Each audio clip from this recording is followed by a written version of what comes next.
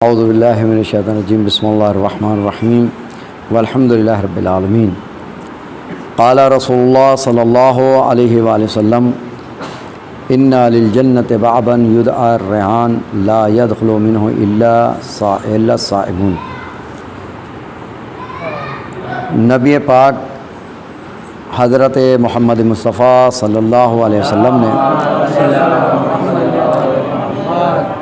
ارشاد فرمایا روزے دار اور باب بہشت کے سلسلے سے کہ آپ نے فرمایا کہ جنت کا ایک دروازہ ہے جس کا نام ہے ریان، یعنی یہ جنت کا دروازہ ہے جس کا نام یہ کیا ہے اس دروازے کی خاصیت؟ کہتے ہیں اس دروازے سے فقط روزے دار داخل ہو کر جنت میں جائیں گے، یعنی اتنے دروازوں میں ایک جنت کا دروازہ فقط روزے داروں کے لیے گیا۔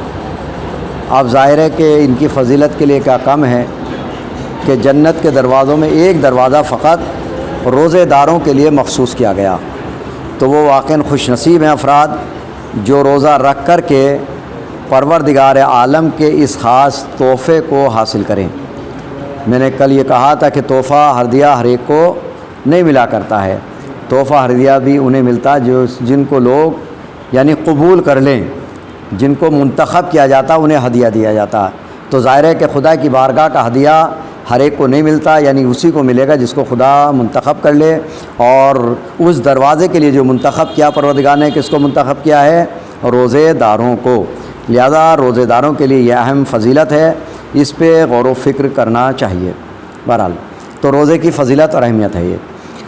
اب ایک روزے دار کے لیے یہ بھی ہے کہ روزہ رہنا چاہیے، اس لیے کہ جب تک روزہ نہیں رہے گا اس وقت تک اس فضیلت کو بھی حاصل نہیں کر سکتے ہیں، اس لیے کہ فقط بھوک اور پیاسے رہنے کا نام روزہ نہیں ہے۔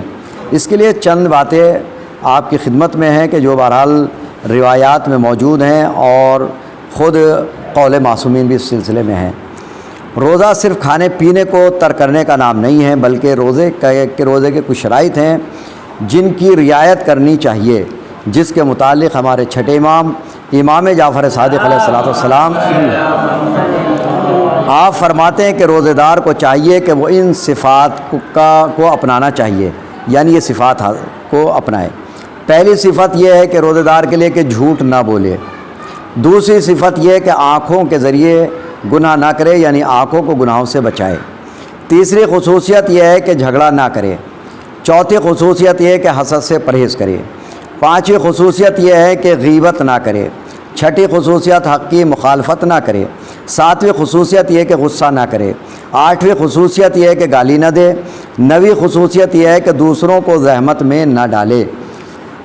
دسویں خصوصیت یہ ہے کہ کسی کو برا بھلا نہ کہے۔ گیارہویں خصوصیت یہ ہے کہ کسی کو طعنہ نہ دے۔ بارہویں خصوصیت کسی سے جنگ و جدال نہ کرے۔ تیرہویں خصوصیت کسی پر ظلم نہ کرے۔ چودہویں خصوصیت یہ کہ خدا وند عالم کی یاد سے غافل نہ رہے۔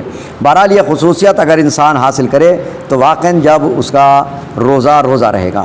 15ویں خصوصیت یہ کہ نماز کی حفاظت کرے۔ 16ویں خصوصیت یہ کہ روزہ یعنی زیادہ تر کیا ہے روزے دار خاموش رہے، یعنی یہ نہیں کہ بس اب خاموشی سے مراد یہ نہیں کہ نیکی کا تذکرہ بھی نہ کرے، قرآن کی تلاوت کرے، ذکر خدا کرے، ذکر اہل بیت کرے، اچھائیوں کا ذکر ہے، یہ یعنی زیادہ خاموشی مراد یہ نہیں کہ انسان خاموش ہے اور ذکر خدا سے بھی غافل ہو جائے، تو پہلے ذکر کیا کہ ذکر خدا سے غافل نہ ہو، یعنی قرآن کی تلاوت کرے۔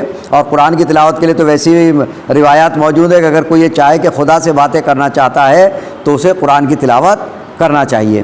یہ خاموشی مراد یہ نہ لے کہ یعنی بالکل اب خاموشی کا روزہ رکھ لیں کہ یعنی روزہ ہے تو بولنا بھی نہیں ہے، نہیں، اچھائی کے لیے بولیں اور برائی سے اور بری باتوں سے یعنی خاموشی اختیار کریں۔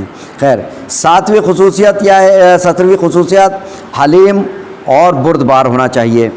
18 یعنی سچ بولے، یعنی ظاہر ہے کہ بولنے کی تاکید یہ والی تھی یعنی جو میں نے بیان کی کہ یعنی بری باتیں سے خاموش رہنا چاہیے، خیر سچ بولنا یعنی جتنا چاہے بولے۔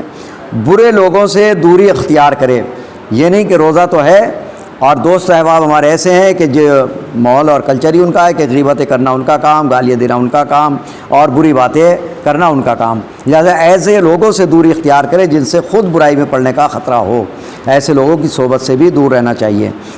20 خصوصیت لہو لعب سے بچے، یعنی وہ گانا بجانا اور بری باتوں سے، گالی گلوچ وغیرہ اس طرح کے بری باتوں سے لہو لعب سے پرہیز کرنا چاہیے۔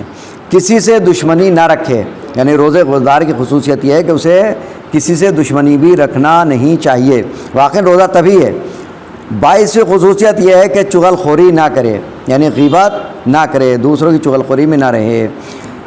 23ویں خصوصیت یہ ہے کہ قیامت کے لیے آمادہ رہے، یعنی یہ نہیں کہ بس روزہ رکھ لیا، لیکن روزے کا مطلب یہ ہے کہ حقیقت دیکھا جائے کہ کئی چیزوں کی یاد دلاتا روزہ۔ پہلی یہ ہے کہ جب انسان کو پیاس اور بھوک لگتی ہے، ظاہر ہے کہ روزہ وہی ہے، بعض ہلکے وعدہ ہی کہتے ہیں کہ یہ چیز اور یہ کھاؤ گے تو بھوک نہیں لگے گی، یا نہیں؟ دیکھیے بتائیے، بھوک نہ لگے تو روزہ کیا ہے؟ یا یہ چیز استعمال کرو تو پیاس نہیں لگے، پیاس نہ لگے، یہ روزہ ہے؟ روزہ ہے ہی اس کا نام کہ جہاں بھوک پیاس کا احساس ہوتا ہے، یہ تو ہو ہی نہیں سکتا ہے کہ احساس نہ ہو، چاہے جون سا مہینہ ہو چاہے جو ہو۔ یہ الگ بات ہے کہ کیونکہ روزے دار کو صبر ہوتا ہے، اور صبر کی بنیاد پر اسے بھوک پیاس کی طرف متوجہ نہیں ہوتا ہے۔ اور یہ ہم آپ لوگ کہتے بھی اس بات کو کہ عام دنوں میں اگر بھوک فوراً محسوس ہوتی ہے، لیکن روزے میں بھوک محسوس نہیں ہوتی، یعنی وہ صبر ہے۔ ایسا نہیں کہ بھوک نہیں لگتی ہے، بھوک لگتی ضرور ہے، مگر وہ صبر جو ہے اسے ادھر متوجہ ہونے نہیں دیتا ہے، نہ بھوک کی طرف نہ پیاس کی طرف۔ تو بہرحال بھوک پیاس تو ہوتی ہے، لیکن اس سے دو فائدہ۔ پہلے کیا کہ جب انسان بھوک محسوس ہوتی ہے تو غریبوں کو یاد آتی ہے کہ اگر ہمیں بھوک لگتی ہے تو کیسا احساس ہوتا ہے، تو غریبوں کی بھوک یاد آئے گی، تو انشاءاللہ انسان غریبوں کی طرف متوجہ ہوگا اور ان کی مدد کرنے کی کوشش کرے گا۔ اور پیاس کیا ہے؟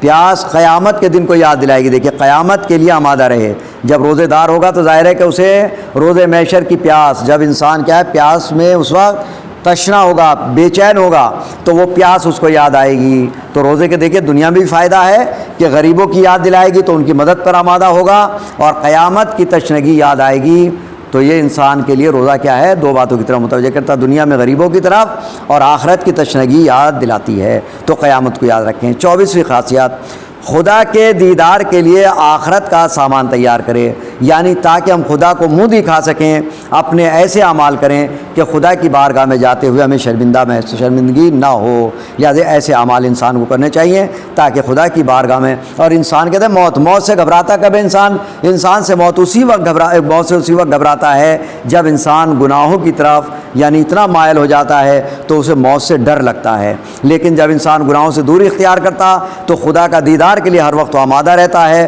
اور موت سے اسے گھبراہٹ نہیں ہوتی، چاہے جب اس کو موت آ جائے، اس لیے کہ خدا کی بارگاہ میں آج نہ کل تو جانا ہی جانا ہے۔ ڈرتا وہی ہے موت سے جو گناہوں کا بوجھ اٹھائے پھرتا ہے، اور جو انسان گناہوں سے دور رہتا وہ موت کے لیے ہر وقت تیار رہتا ہے، خدا کے دیدار کے لیے، خدا کا سامنا کرنے کے لیے ہمیشہ تیار رہتا ہے۔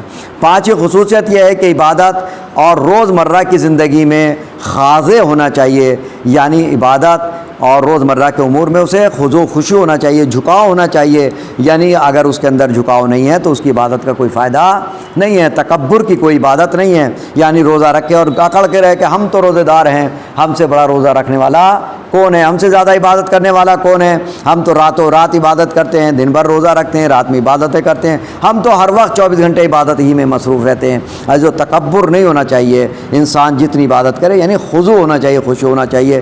حقیقت یہ ہے کہ جب ہماری عبادت میں کمی ہوتی ہے نا تبھی ہمیں تکبر آتا ہے۔ وہ مثال مشہور ہے کہ جس پیڑ پر جتنے پھل ہوتے ہیں وہ جھکتا ہے، اکڑتا نہیں ہے۔ لہٰذا انسان کے اندر جتنی عبادت کمال پر ہوتی ہے اس کے یہاں تکبر اور غرور نہیں ہوتا، بلکہ وہ خاشع ہوتا ہے، وہ جھکتا ہے۔ لہٰذا جب بھی آپ کے اندر تکبر، ہمارے اندر تکبر پیدا ہو، سمجھ لیں کہ ہماری عبادتوں میں کمی آ رہی ہے، اس لیے ہمارے اندر تکبر اور غرور پیدا ہو رہا ہے۔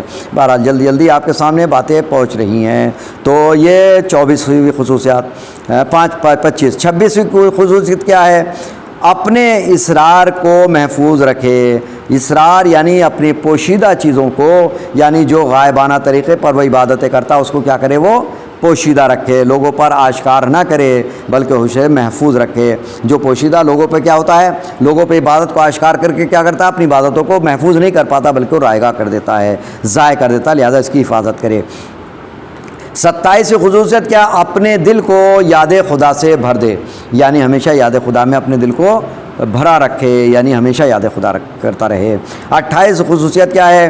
اپنے بدن کو نجس اور حرام سے پاک کرے، یعنی ہمیشہ اپنے بدن اپنے بدن کو نجس سے کیا اور حرام چیزوں سے محفوظ رکھے، پاک و صاف رکھے، یقیناً روزہ دار وہی ہوگا جو ان چیزوں سے پرہیز کرتا ہو۔ خیر، 29ویں خصوصیات، خدا کا خوف اور اس سے امید رکھنے والا دل رکھے، یعنی خوف خدا بھی ہو اور اس سے امید بھی ہو۔ لہذا اگر کوئی انسان خدا سے خوف نہ رکھتا ہو تو وہ روزے دار یعنی اس کے روزے کا فائدہ اسے روزہ نہیں پہنچا سکتا ہے۔ روزے کی فائدہ تبھی ہے کہ جب خدا کا خوف بھی ہو اور اس سے امید بھی ہو، یعنی یہ بھی نہ ہو کہ انسان کبھی کبھی اعمال بھی کرتا ہے اور یہ سوچتا ہے کہ ہمارے اعمال قبول ہوں گے نہیں ہوں گے، نہیں، امید رکھے پروردگار سے کہ پروردگار ہمارے اعمال کو بھی قبول کرے گا، اور جب گناہ ہو تو اپنے توبہ کرے کہ ہمارا پروردگار ہمارے گناہوں کو بھی معاف کرے گا۔ بہرحال چند خصوصیات تھیں جو آپ کے سامنے پیش کی، انشاءاللہ اس کی طرف متوجہ رہیں تاکہ ہمارا روزہ رہے اور ہم صحیح معنی میں روزہ دار ہونے کا ثبوت پیش کریں تاکہ خدا کی بارگاہ میں ہم پیش ہوتے وقت ہمیں کوئی گھبراہٹ اور خوف محسوس نہ ہو۔ بہرحال خدا سے دعا ہے کہ معبود ہمیں صحیح معنی میں روزہ دار بننے کی توفیقات عطا فرمائے۔